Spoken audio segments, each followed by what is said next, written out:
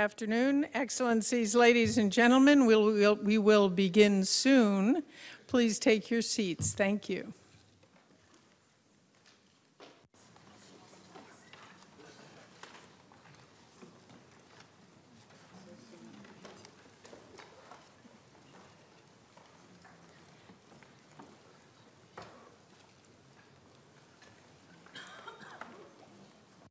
Excellencies, ladies and gentlemen, welcome. Welcome to the high-level briefing on the African Women Leaders Network. This event is organized by the African Union Commission and UN Women, and with the support of the Federal Republic of Germany. My name is Pamela Falk with CBS News, and I am with great honor here, and it is a pleasure to welcome a panel of distinguished speakers together with our audience and all of those watching around the world. We hope you will tweet and text the hashtag African Women Leaders and watch and follow along. Today's briefing and meeting builds on the African Leaders Forum, the Women Leaders Forum for Africa's Transformation, which took place here in New York at the UN headquarters almost 4 months ago. The forum brought together over 80 leaders from Africa, including ministers, parliamentarians, civil society leaders, and entrepreneurs. The forum culminated in the launch of the African Women Leaders Network, which is here today, an initiative that seeks to enhance the agency and leadership of women in the transformation of Africa toward a peaceful, stable, and prosperous continent. Women's voices in leadership are key contributions to the realization of the Africa Agenda 2063. And, of course, the Sustainable Development Goals in Africa and around the world. Women have had a central role as drivers of the transformational change toward building peaceful, inclusive, and more just and sustainable peace. Today is the opportunity to reaffirm these commitments and present the network as a driver of change in Africa. It is my pleasure, therefore, to welcome Her Excellency Ms. Minata Samate Sesuma, right here, Commissioner for the Political Affairs at the African Union. Commissioner Samate, African Union is so far the only continental organization to achieve gender parity in its leadership. Can we have a round of applause for that?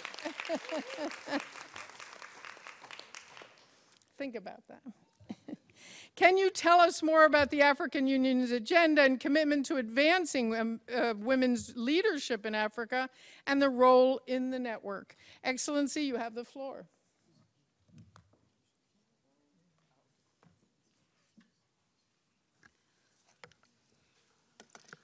Merci beaucoup, Madame. Thank you very much.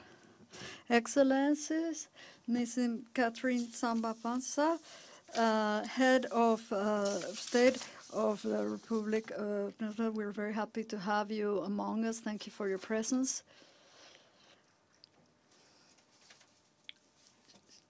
Mrs. Otiko Afisa-Jaba, Minister of Gender, Childhood and the Social Protection of the Republic of Ghana. Mrs. Pumsele, Executive Director of UN Women, and Ms. Bineta Diop, Special Envoy of the Commission of the African Union for Women, Peace and Security.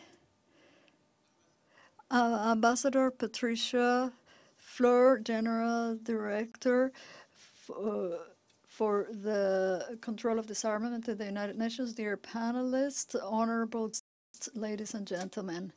It is with an honor for me to speak to you on behalf of the Commission of the African Union and its President, His Excellency Moussa Faki Mahamat, who would have liked to be among us today, but cannot be here due to other imperatives. In March of the 72nd session of the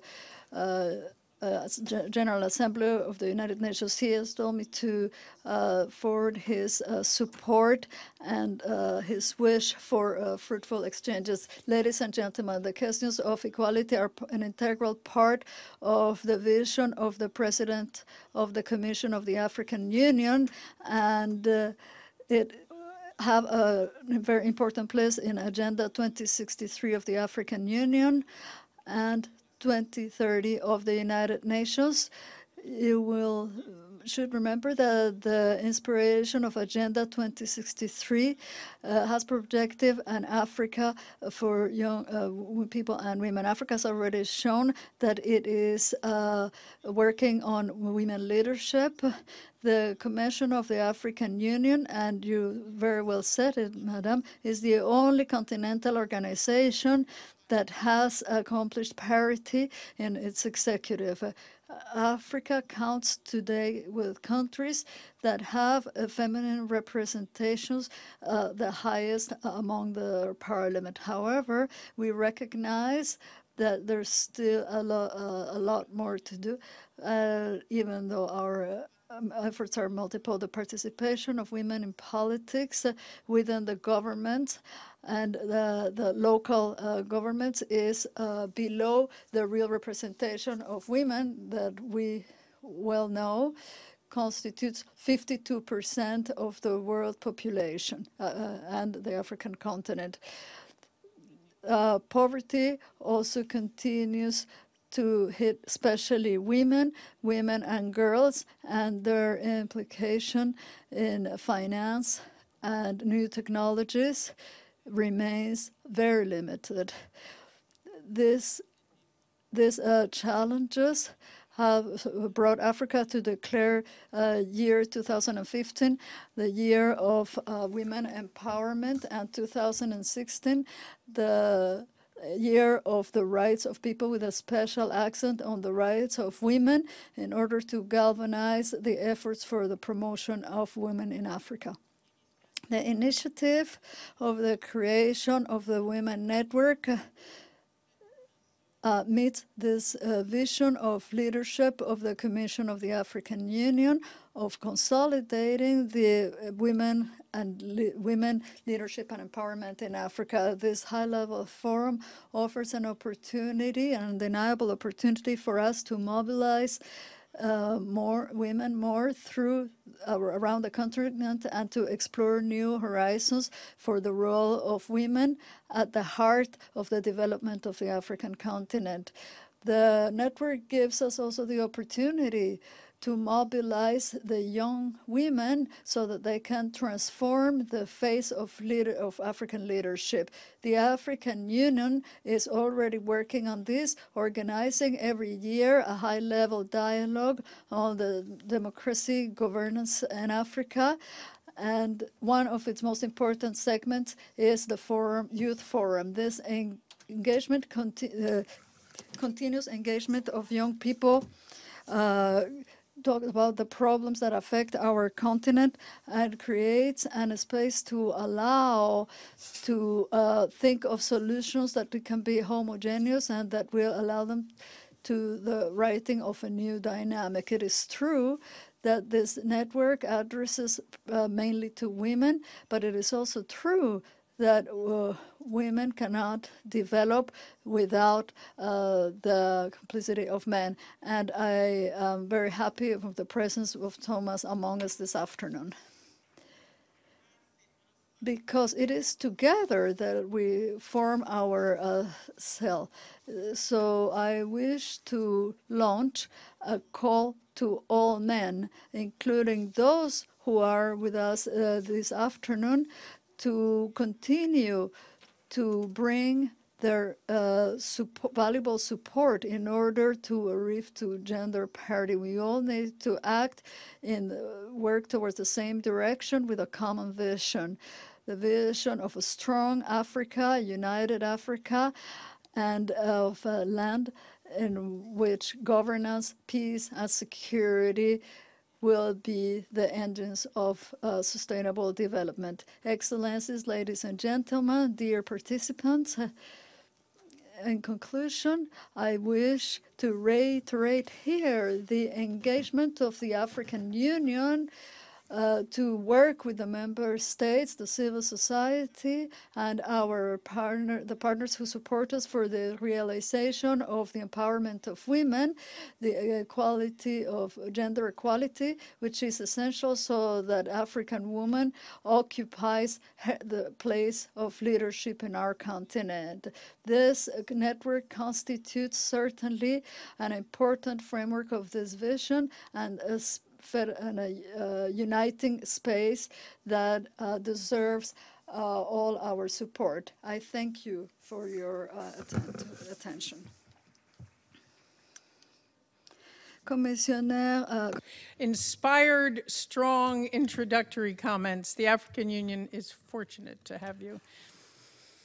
The network has been established with the support of the Federal Republic of Germany, and so it is with great pleasure to invite Ambassador Patricia Flohr, the Director General for International Order, United Nations, and Arms Control, that's a lot to cover, of the Federal, see, you give it to a woman when you want a lot done.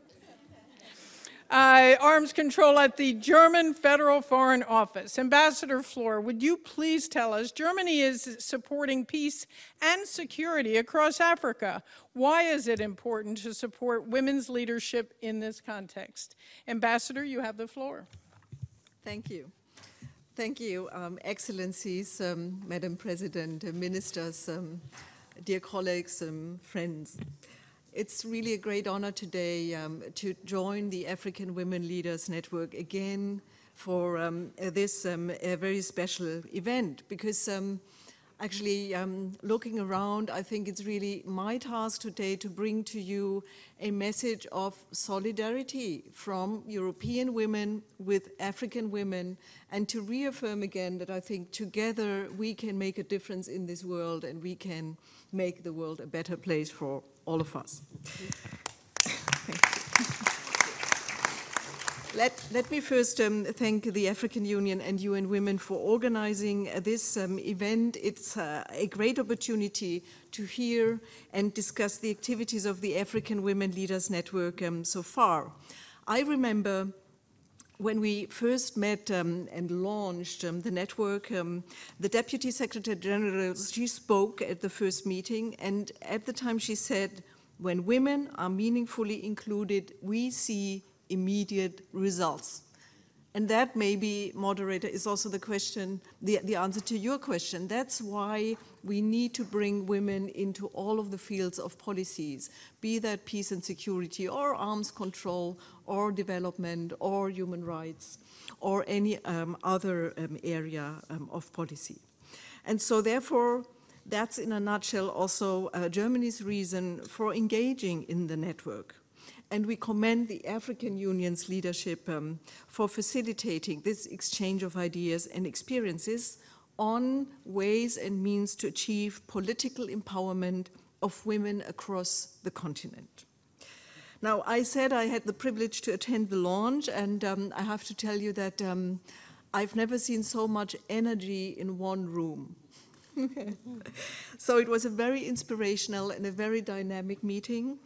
And I think it exemplified the great potential which rests in this network of women leaders. Over 80 women leaders participated, and among them, of course, former and active heads of states and government, and women from parliament and representatives from civil society. And of course, I'm very glad to see the many ideas that the Special Representative of the African Union for Women, Peace and Security, Benita Diop, has already brought to the table. I would like to particularly welcome the first joint UN-AU high-level solidarity mission. And I remember that we discussed these missions during the first network session, and I'm sure you didn't have an easy time to decide where to go first. But you did then go to Nigeria and the Democratic Republic of the Congo in July. And I saw the recommendations. I think they were key recommendations and a very tangible outcome of the first work of the Women Leaders Network. So I'm looking forward to other solidarity missions of women leaders and their outcome. As you might know, there is also a focal points network on women, peace and security, and it will take place actually also this afternoon. And of course, I think this initiative, by Spain last year has already now drawn 70 countries into their folds, as well as regional and international organizations which nominated focal points. I'm Germany's focal point, and I think it is essential also to link up these different initiatives and to create the kind of synergies which we need to be even more effective in influencing world policy and our own destinies for the future.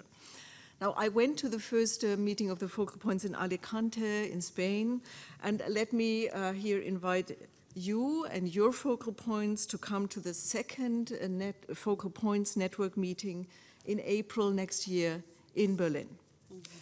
So I think these two initiatives can build on each other, can exchange best practices, and can build fruitful contexts and give global momentum to the women, peace and security agenda. Well, Germany is proud to be a partner in the African Women Leaders Initiative, and so I can also pledge today that should Germany be a member and become a member of the Security Council again for the period 1920, that we will do our best to support the 1325 Women, Peace and Security agenda also on the Security Council. Thank you very much for your attention. Thank you, Ambassador Flor, for your energy, for the invitation to Berlin. We'll be there. And thank you for your partnership in this endeavor. Excellencies, ladies and gentlemen, I now am going to turn to the distinguished panel. At some point, we are going to hear from Her Excellency Ellen Johnson Sirleaf, and we're going to be a little flexible when she comes in. We'll put her on. Right now, I'm going to turn to our very distinguished panel, and I'm very honored to introduce the Special Envoy for Women, Peace and Security of the African Union, Madame Binata Diop. You've heard of Madame Diop mentioned even already this morning. For over 20 years, you have been at the forefront of promoting women, peace and security in Africa and globally. The African Women Leaders Network has identified governance, peace, and security as its initial focus. That's enough for a start. Toward the transformation of the continent. Can you please tell us how the network will address this focus and how these efforts can be sustained? Very important point. Madame Diop, you have the floor. Merci beaucoup, Madame la Thank you very much, moderator. Please allow me to recognize Her Excellency Mr. President Bansa, Mrs. Aminata Sesuma from the African Union, Mrs. Flora, but also Pumsile Mlambo-Gnuka, and all the representative of Sweden, who is also with us. So allow me also to welcome all my sisters and brothers in this room, because like you said, Patricia, we have men and women in this room. And it is always good to see the he for she, like you and women. It is not only a story of African women, but it includes partners. So, well, you reminded us that a few months ago we were here to conjugate our efforts and strengthen the role of African women. And I think that that was the first time to have African women in this room together, to talk about the actions we can carry out for the transformation and the aspirations of Agenda 2063 and Agenda 2030 for development, for sustainable development of Africa. The network opted for concentration on governance, peace and security.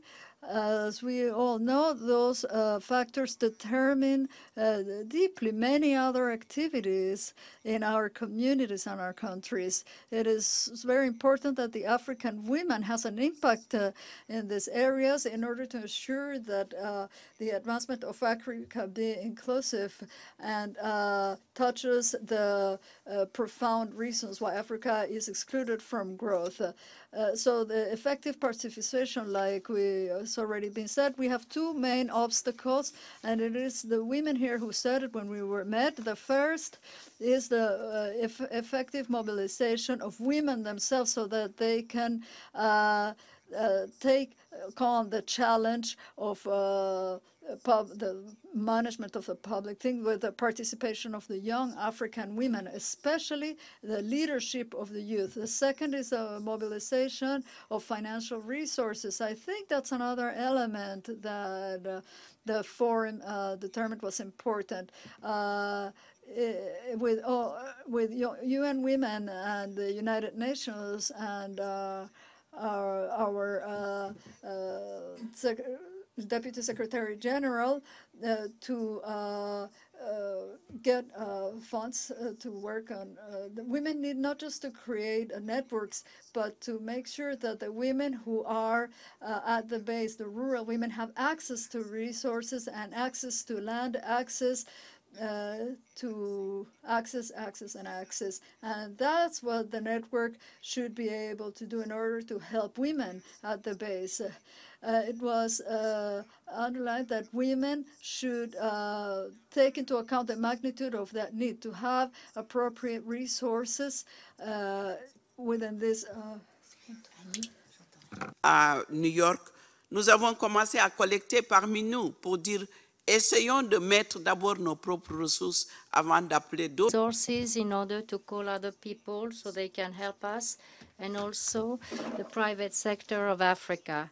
So the network of leadership of women has no way of is not going to replace that, and because we saw the mediator women's network according to 1325 regarding peace, health, and development.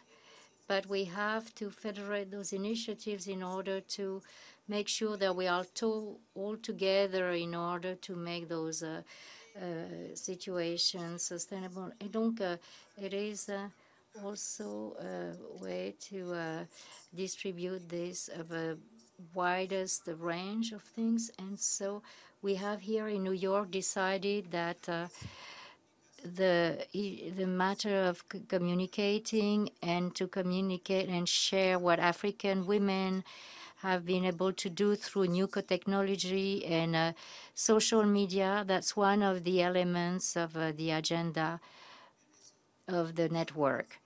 Regarding the launching of the network, some participants really drew the attention that a big part of Africa will be depend regarding our communities, especially, and for example, the rural women, the ones who are basic, that are the level of agriculture, they have to be involved in the African leadership of women, and so that the networks can reinforce and support those women who are really transforming the economy at the basic level. And so I would like to say hello to the women at this table. And so we are waiting for Lijansa, but Mrs. Samba Panza, you did an extraordinary mission in your country, because we know that things don't work properly in Central Africa, Liberia, etc. We ask women to solve the problems. And so what is it when those are solved? I would like to us to ask this questions at the political level and to, especially when it's in question, the leadership. And so I would like to thank Germany for supporting us and the African Union because we would like you to be included in the Security Council of the United Nations so that you can implement the 1325 resolution. And so I would like to say that without you, we hadn't been able to be here today. And so because of the way you are supporting us, not only in New York, but also in the field. Thank you, my sister, for this support. And I would like to say also that without the support of His Excellency Moussa Faki, we wouldn't be here, Mrs. Sesuma, because he involved the way of equity, and we want to reinforce the leadership of women, and we want to rebuild our efforts so that we can see in a wider perspective, so that African women are at the center of this transformation and development.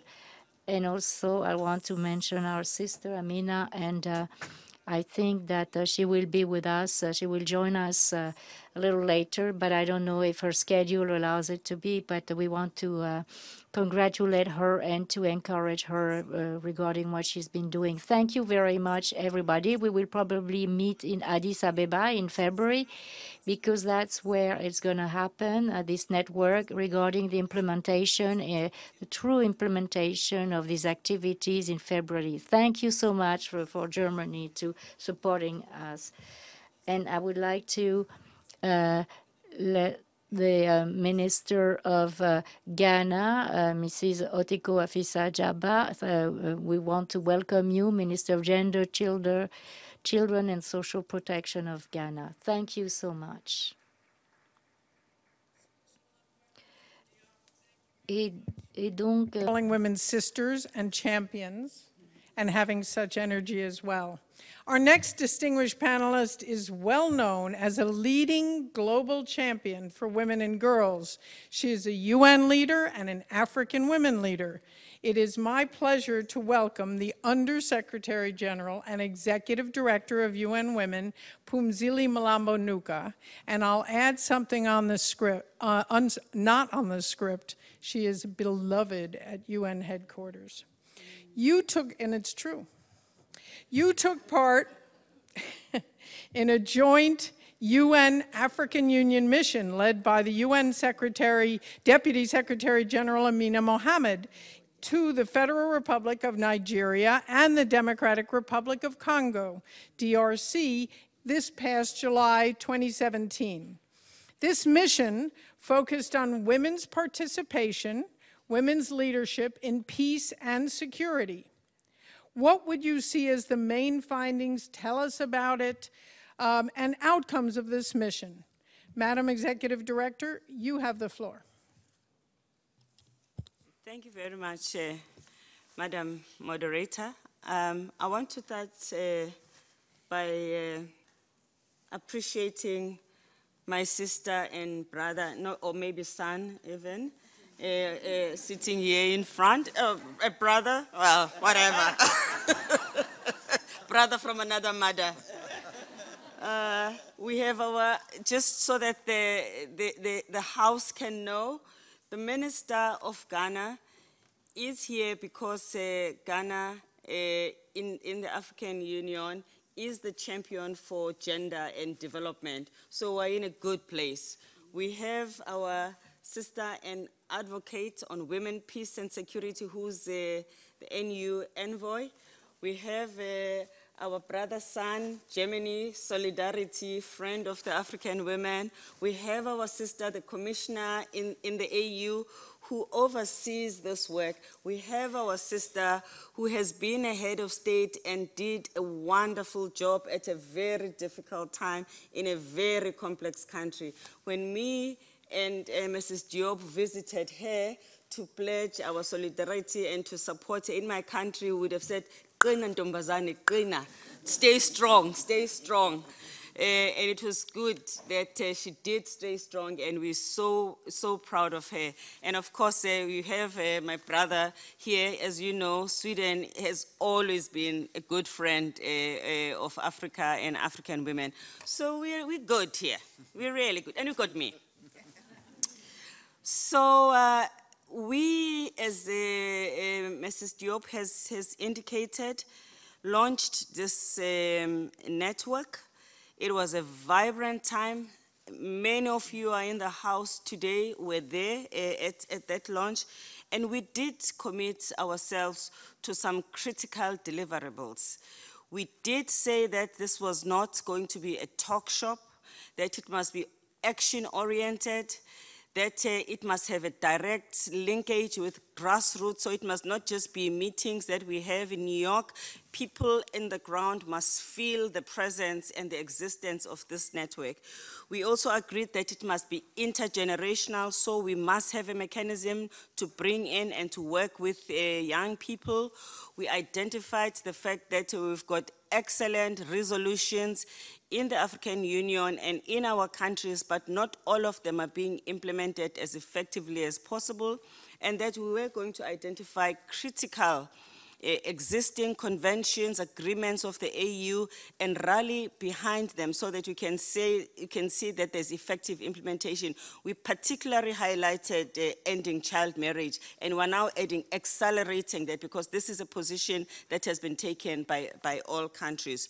We agreed that we will make sure that we are felt in the countries where women need us most, and that is why we'll embark on solidarity missions. We also said that we would start contributing towards financing these networks. Very soon, a SOSA will be going around so that you can put something, as we did at the last meeting. I think we were able at the end of the first meeting to bank 300 euros. You know, it's a start. So we had an instant treasurer who is the Minister of Finance of just 2,000, 3,000.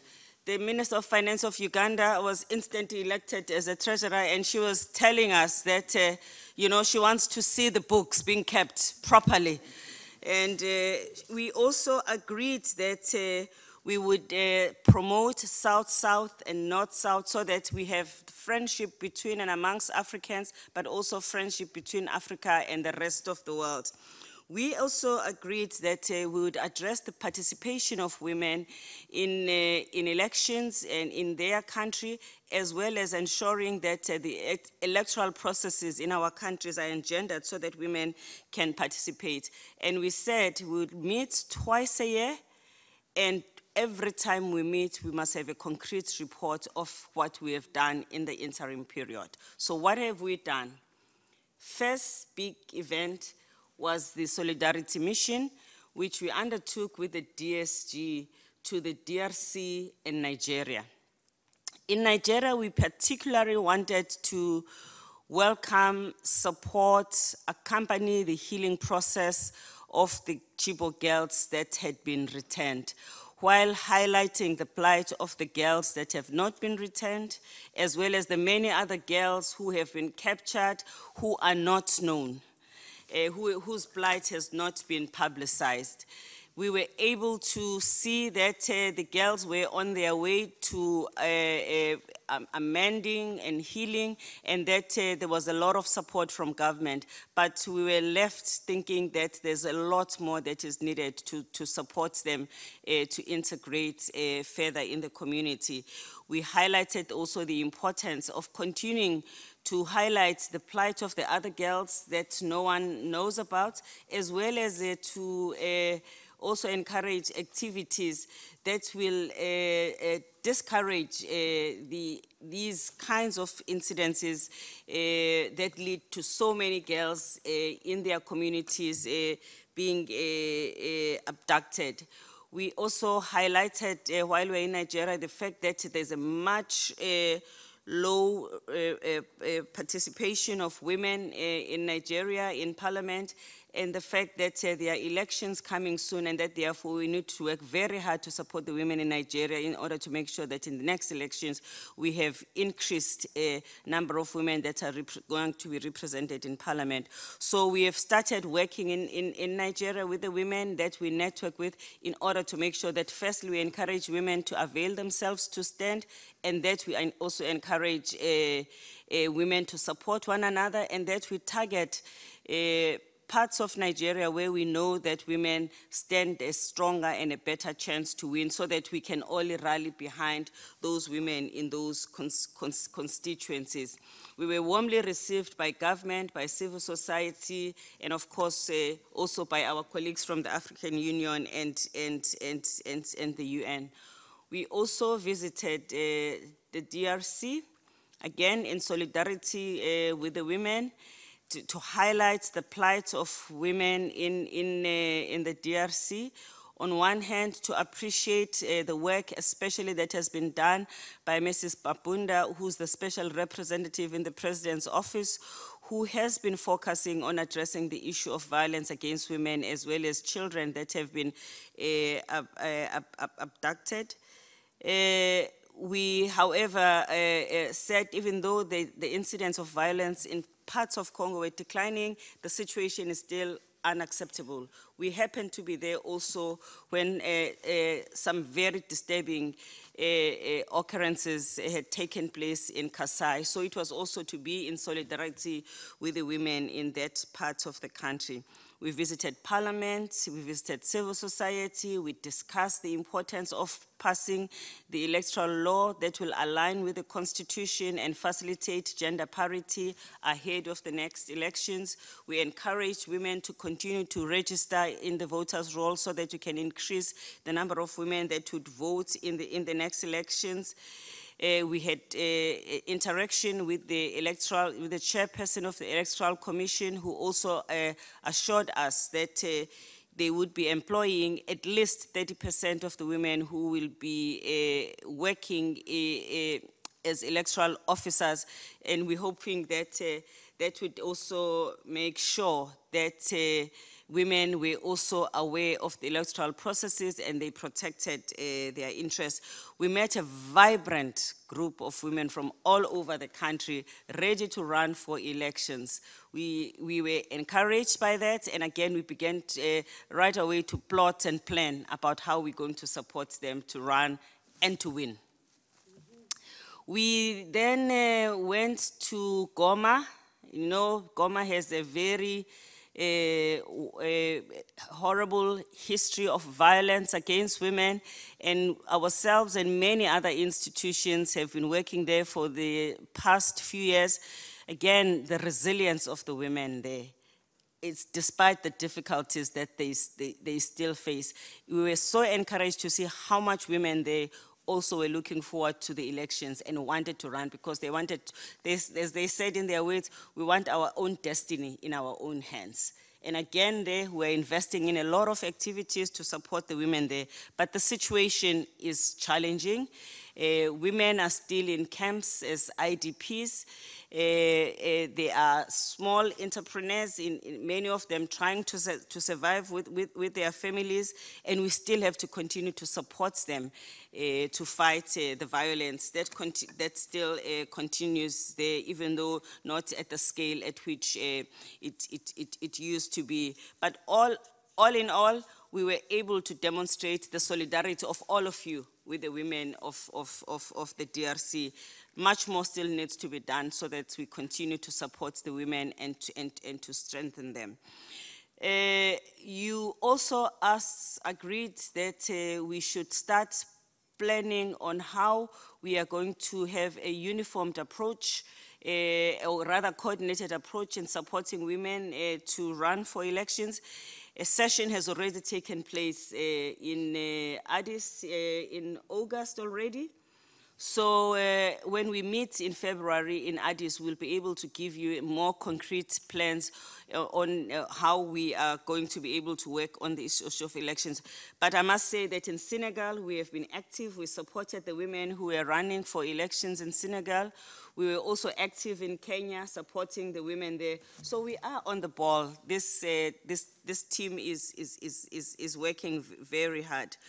We also agreed that we need to make sure that we prepare ourselves for the next CSW in March next year, CSW 62, which will focus on rural women. And that is a story about and for Africa. So I'm giving a shout out to say when you go home, please let us prepare for CSW 62 and make sure that in that CSW, which is meant for rural women, the actual rural women come to participate in the CSW. We are going to be asking governments to make sure that in their delegation, they include young women and rural women so that they are able to participate directly and to participate in the discussions that will affect their destiny. So I want to thank you for both launching the network, but also for remaining interested. The next trip of the network and a solidarity mission is to Burundi, which is in 2 weeks. Or is it being organized from East Africa? I think our East African colleagues are organizing a trip to Burundi. We still owe South Sudan a visit, something that we need to work towards. And of course, in next year, I think we'll organize a few more solidarity trips as well. So we're open for business, and thank you so much for helping us to establish the network. Thank you, AU, for your leadership, and thank you, Germany, for your solidarity. Thank you, Sweden, for your solidarity as well. Thank you.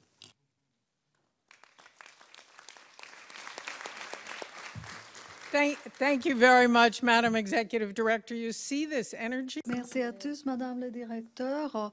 Je n'arrive même pas à prendre des notes. Et vous disiez ça sans même regarder vos notes. Vous faites tellement de choses. Je vous remercie. Maintenant, je voudrais me tourner à notre prochain panéliste. Donner la bienvenue au ministre Wallström pour son soutien.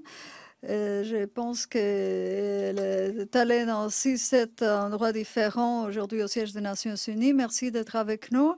Et félicitations pour les prix de l'agent de changement que vous venez de recevoir. Donc, on vous félicite. Merci. Absolute honor to welcome Her Excellency, Ms. Catherine Samba Panza, the former president of the transition of the Central African Republic. Excellency, you have participated in this launch of the Women's Leaders Network. It's great to have a network. And in New York, based on your experience, can you tell us why is this network important? You have played such an important role. Your Excellency, you have the floor.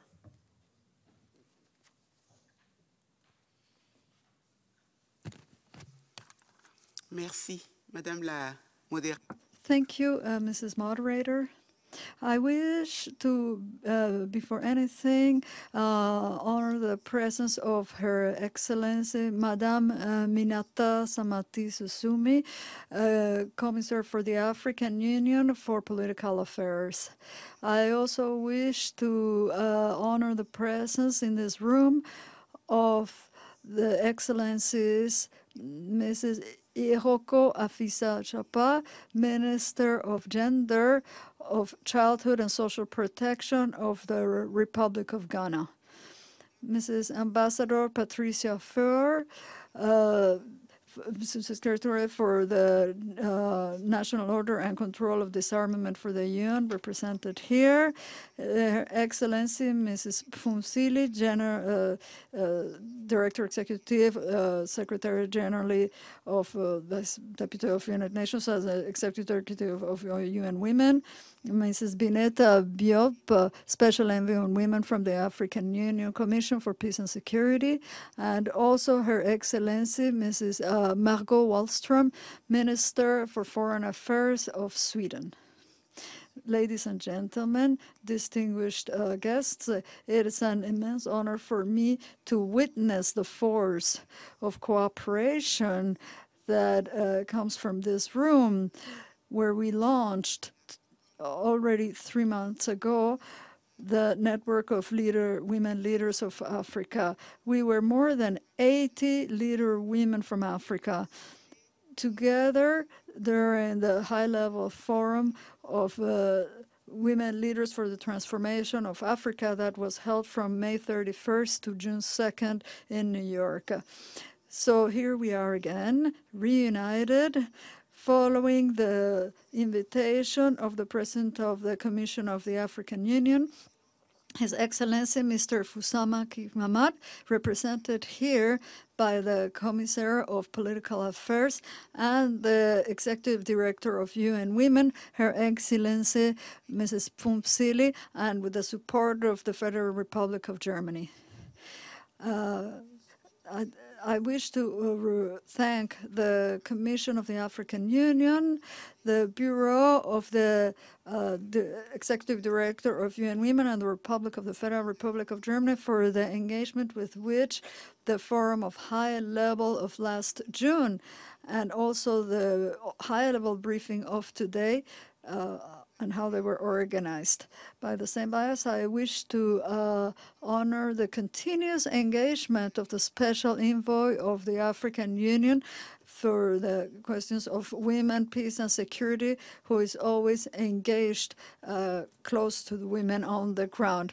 My thanks also go to the different representatives of the international community, the women leaders of the world, and the civil society for their presence among us, which is proof of their engagement of the international community for the empowerment of women and the development of Africa.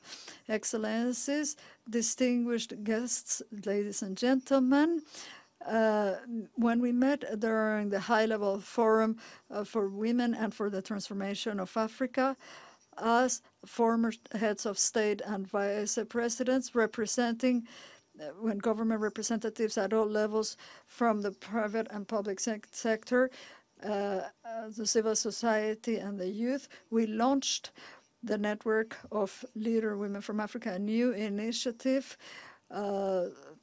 in order to reinforce the leadership of women, putting the accent on governance, peace, and stability.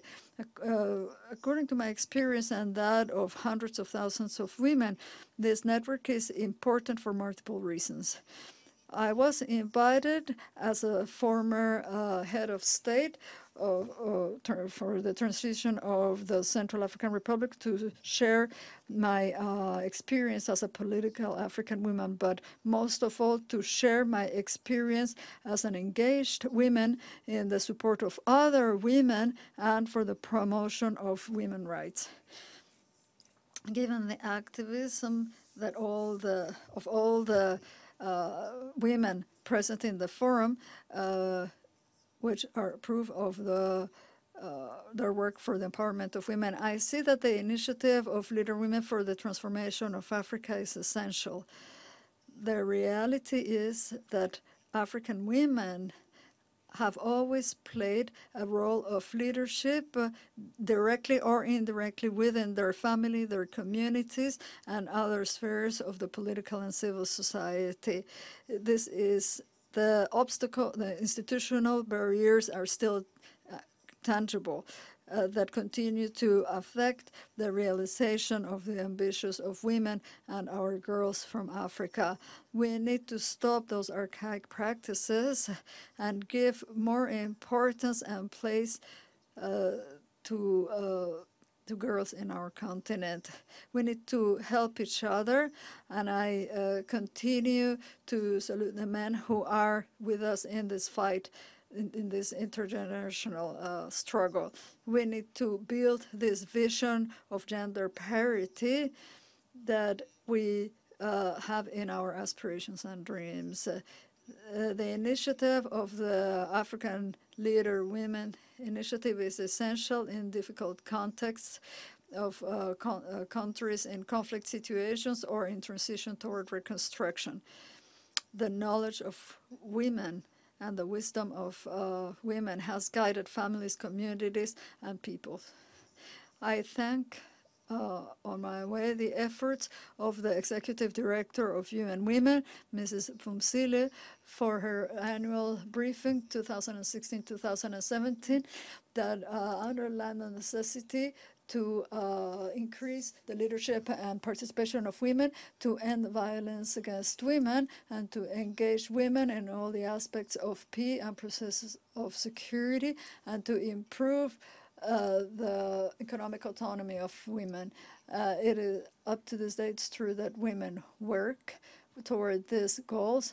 However, very often, in a disorganized manner, it is important to canalize all our efforts with key partners like the African Union, the United Nations, the member states, and the civil society by creating a space within which the women of Africa from all milieux and traditions will be able to exchange, share their experiences, be supported by solidarity.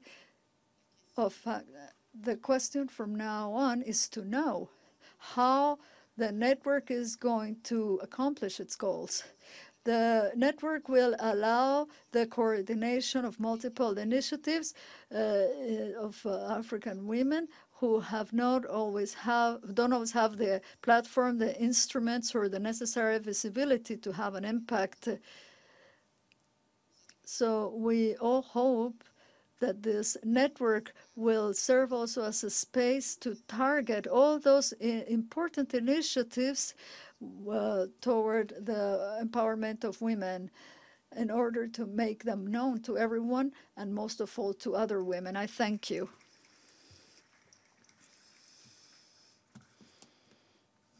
Merci. Insights and ideas will help guide the network. It is my pleasure now to introduce to you Her Excellency, I'm actually standing in front of you and I will move away, Ms. Otika Alisa Jaba, the Minister of Ghana for Gender, Children, and Social Protection. Excellency, you have conveyed at the launch of this very network a call to action adopted by the women leaders. So I ask you, how can Ghana, together with UN member states in New York, further support this network? Excellency, you have the floor.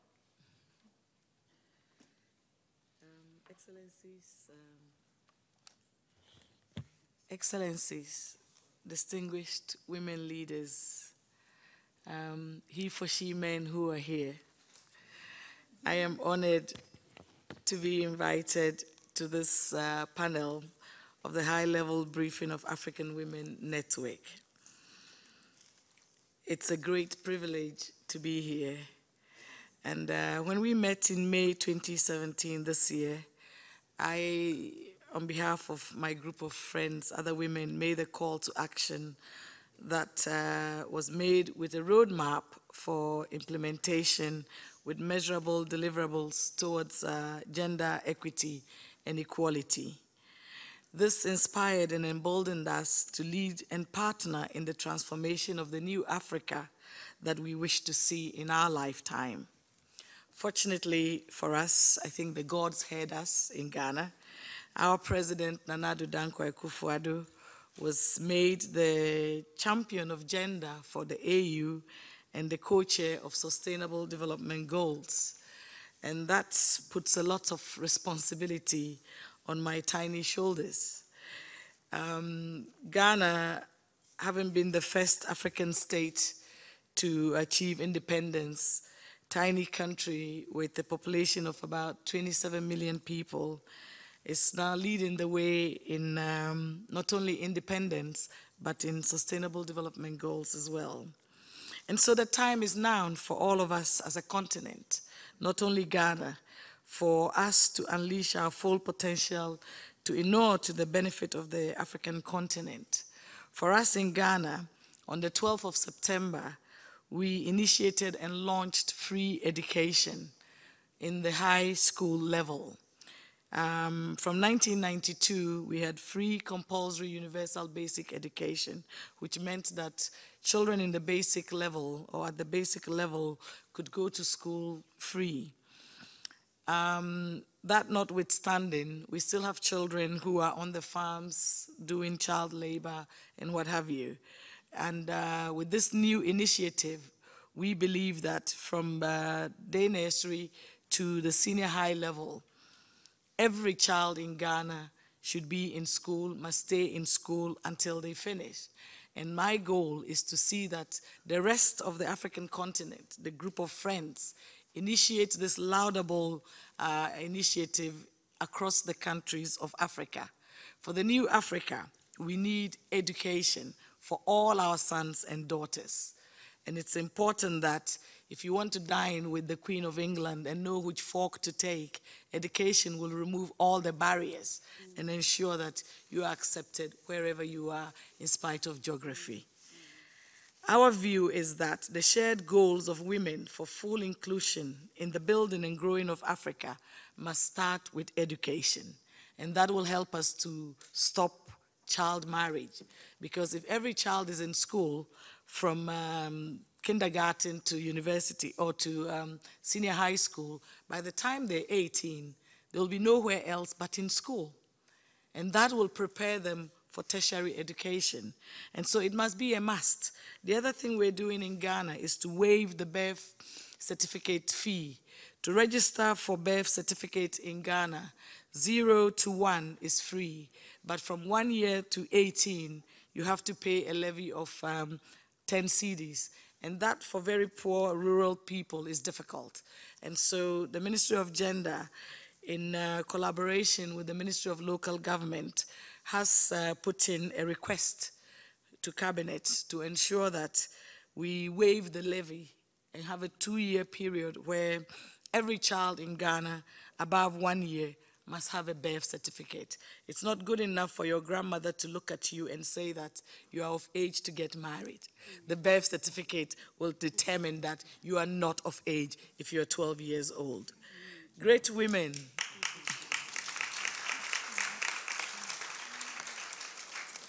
Great women and men of Africa.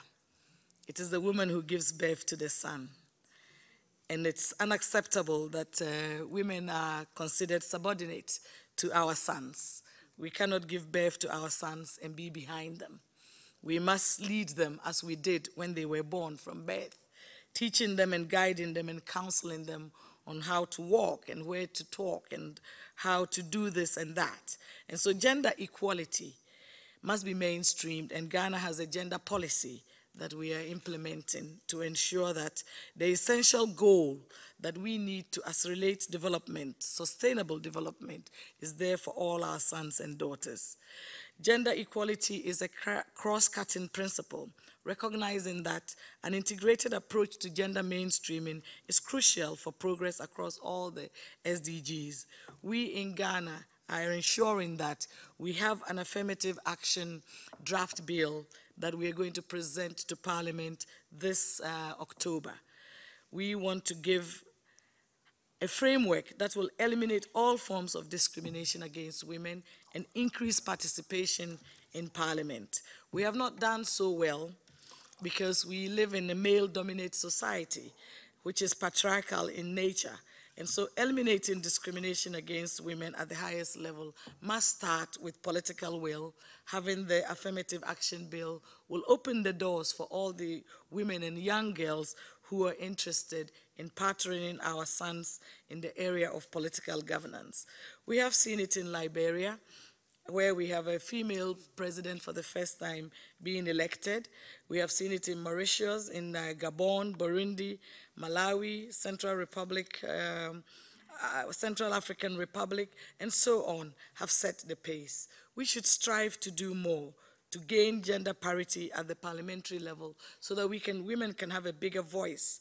Currently in Ghana, we have 23% of women in parliament out of 275 parliamentarians. That is not good enough for the Black Star of Africa. And so we have a mentoring program that we are going to initiate and ensure that we begin to identify girls from the day nursery. We call it the Girls Power Program. It will be launched very soon, so that girls from day nursery will not only be interested in being girls prefects, but in school prefects.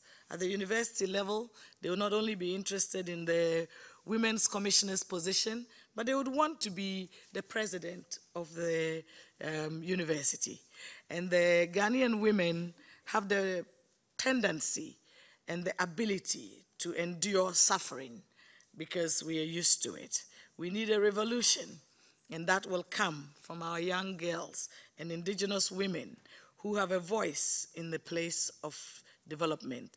The goals that we have set for ourselves will also be realized through the launching of what we call Operation Get Off the Street Now for a Better Life. We have a lot of our young girls on the streets who should be in school, who are not in school. Others are head porters, others are selling anything from peanuts to dog chains and what have you. This is not the life of future African women leaders. And so this program, being supported by UNFPA, is to ensure that we get all our women, all our girls off the streets, including even persons with disability. We need to get them all off. And in Ghana, there is a law against loitering on streets. It's 500 Ghana cedis. But it's like people are deaf to that. And you see a lot of young people on the streets. Some have run away from home for all sorts of reasons. We'll need to do counseling and getting them re-engaged and reintegrated with their families so that they can take advantage of the blessings of Mother Ghana. The African child needs to be very well educated, and that is what we can do as mothers, ensure that every child of Africa is in school, stays in school, and finishes school so that she can engage at the level that we are in their numbers, ensuring that Africa takes her place in global affairs. Women must act as a catalyst for the change that we seek to achieve, and we must light the way for our children, for peace, for security, and prosperity in Africa. We must go beyond aid, as the President of Ghana has been saying, and the group of friends must march forward with our sons and daughters, leading the way out of immeasurable suffering and poverty, taking us for the new approach to ensure that gender equality of all sexes are appreciated, advancing women's leadership in governance, and addressing gender-based violence, ensuring that the rural woman, the young woman, the child who is a girl understands her power, her influence, her destiny, her place in Ghana and in Africa. There is nothing wrong with being a woman. Indeed, it is a great blessing to be a woman. And the woman of Africa must stand with her head bowed high, leading her children out of poverty and out of malaria and cholera, and ensuring that we stand side by side in partnership across all sectors of development in this new place that we find ourselves, the Africa of today. Together, with one voice, one goal, for one Africa, we, women of Africa, the group of friends, can achieve our dream now and not tomorrow. We will walk that talk, and I want to thank the AU Commission, the UN Women, and the Federal Republic of Germany for their enthusiasm and their support. And I must thank us, today's women, that we will live the talk. We will walk it. We will not be daunted. We will not be afraid. We will be courageous, because that is what we are. Across the length and breadth of Africa, today is our time. Long live African women, long live the UN Women, and long live Ghana. Thank you for your kind attention.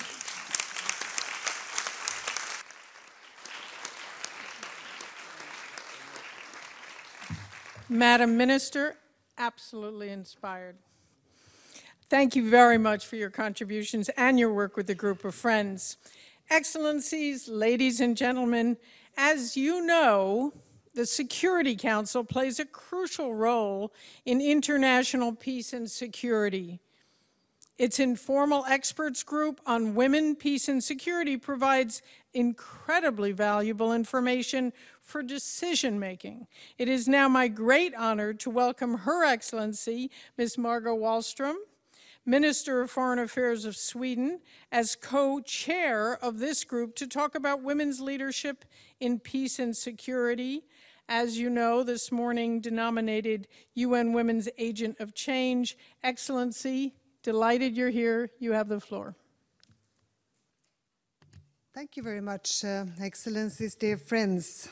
I will try to use those few minutes to first of all tell you a short story or anecdote, and then say something about the initiative of African Women Leaders Network, and of course about what we are doing in the Security Council.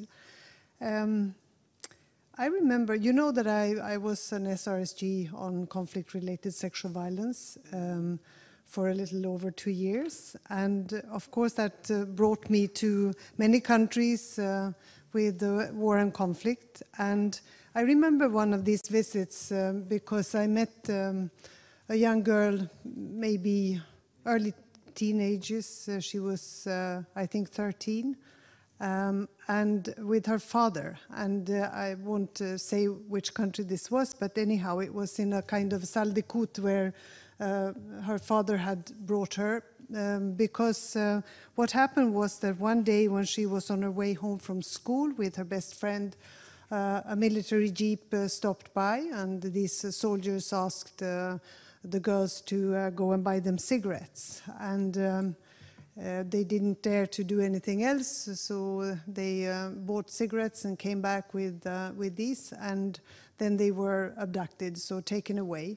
And for all they know, she was gone for a few days, and when she came back, it was clear that the light had gone out from her eyes, and her father just felt that he had had it. He brought her to this place where he knew that she would get advice, and also legal advice on how to find the perpetrators. When we met her, she was sitting on her hands, never looking up, with her back bent and totally silent. And her father said, you know, she was the brightest in the school. She was the best in her class, the first of our children that could actually attend school. And we were so proud of her. The whole village was proud of her because she was the best student they had. And it was only at the very end when we actually said to her directly, you know, it's not your fault. You are not guilty here. And we will do our best to try to find the perpetrators. She was raped and abused in every way, and also tortured. So she was badly hurt by this. But I was thinking afterwards also, what a loss. Not only personally everything that she suffered from, but what a loss for the family, the village, the whole country, and for us as women. Maybe a girl that would have been one of those that decided about the country's future, and that had lost all her dreams about her own life and a life in dignity. And I think this is why this is not a women's issue. It is a peace and security issue in the end. And I also think that if we want to build legitimate and sustainable peace processes, then we need to build upon the experiences and resources of the entire population. And this is still not the reality, despite the fact that we've had all of these resolutions, from Resolution 1325 and onwards. Despite also that women's and girls' equal enjoyment of human rights is the legal responsibility of all states. So I think that initiatives such as the African Women Leaders Network is an excellent expression of the message that more needs to be done. And now, as we heard the minister from Ghana saying, there is no time to waste keeping current discriminatory systems intact, and there is no time to waste neglecting resources when the entire talented pool of the population can be used to move things forward. So actually, the summary is more women, more peace. We know that, and we have proof for it. Elections, of course, should be free, fair, inclusive, and safe. And we should set targets that increase the participation of women as voters, nominees, and elected candidates. And women should be allowed to participate in election processes on equal terms. They should be free to register and to vote, and they should be free from pressure. Traveling to polling stations should be safe, and stations open at times to allow for broad participation. Female candidates should receive party backing, including financial support and media space, and they should be free from negative stereotyping. And this is unfortunately something that has come back or spread. So we see it in several parts of the world where women are candidates, they are defamed, they are spoken badly about. And this is something we have to stop. The correlation between gender equality and peace is strong, and as we know from all of these resolutions in the Security Council. We work very hard in the Security Council to fully implement these resolutions, and that means holding the UN system accountable, integrating gender perspectives into peacekeeping, enhancing women's and girls' equal enjoyment of human rights, as well as strengthening women's participation in peace processes. So we keep asking every time, where are the women? And unfortunately, I've had to do that at many meetings also during this week. We discussed Libya, we discussed Syria. Where are the women? Do you see them as mediators, as negotiators? Are they there around the table? We still have a long way to go. We have, in the Security Council, invited women CSO representatives to brief the Council. And there is a clear need for increased reporting on gender-related issues, including disaggregated data and analysis. And if there is one thing we can do also as women, it is to insist on gender budgeting in our respective countries and governments. And this is something that we should really share experience around as well. The newly established group from 2016, an informal experts group on women, peace and security, they meet regularly and they are there to inform Council members also on country-specific issues relating to women, peace and security. And we call on fellow member states to join that work. So strong African leadership on women, peace and security is important, and regional and local implementation and ownership is key, including the role of civil society. We welcome the African Union-UN partnership and an active role also of UN Women in promoting this. And the high-level solidarity mission, as you've heard about from Pumsile here, and led by Amina Mohammed, was a great initiative. And it also resulted in a briefing that brought gender perspective and the voices of women and experiences of women to the members of the UN Security Council. So it was a very important experience from that point of view. Finally,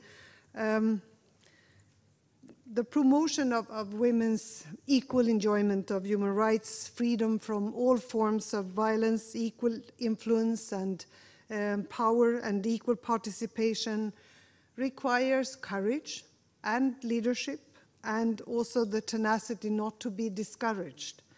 And the African Women Leaders Network, I think, is strengthening democratic and peace-building processes. The population consists of women and men, and nothing should be discussed about women without women. Thank you for listening.